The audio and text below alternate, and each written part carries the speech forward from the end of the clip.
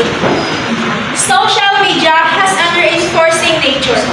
It rewards our brain by releasing dopamine, sometimes called pleasure chemical. We feel satisfied spending too much of our time on it. It feels good when we feel sense of belonging, when we don't feel left out, and we are always updated. We are too attached to it because we hope for the desired outcome or some unknown possibility we are expecting. But guess what? It has an effect on our mental health. In what way? It becomes a bandage on our wants.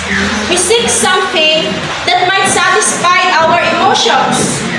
As time passes by, we become isolated or even addicted.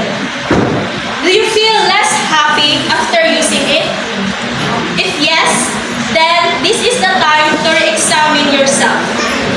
First, social media make us believe in its filtered life. It becomes really hard to tell what is real and what was decent. It gives us the idea that everything is perfect, but in real life, it isn't. Most of us supposed to present ourselves as something we're not, as a proud in terms of success and intellect. Second, on social media, we receive praises, likes, comments, and shares. We repeatedly look at how people react to our posts. It becomes less about connection and more about validation. It's like we just want attention. Third, we lose our true identity trying to live up what others expect online. We start to compare ourselves to others, and less time we spend to ourselves. The more we neglect the real needs, like eating at the right time or getting enough sleep.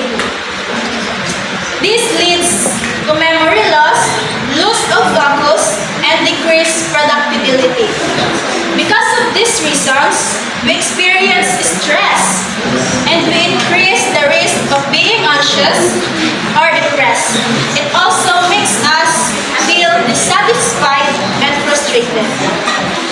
So we, as an individual, to have control over ourselves, we must take care of our minds, our mental health, set time limits, and think what is good, more than just spending our time using social media every day. Social media isn't matter here, it's us, the users. Media can control us, but we can control how to use it. Distract ourselves from the distraction. Every single day, there is more than just social media. Mental health is more than just social media. Thank you.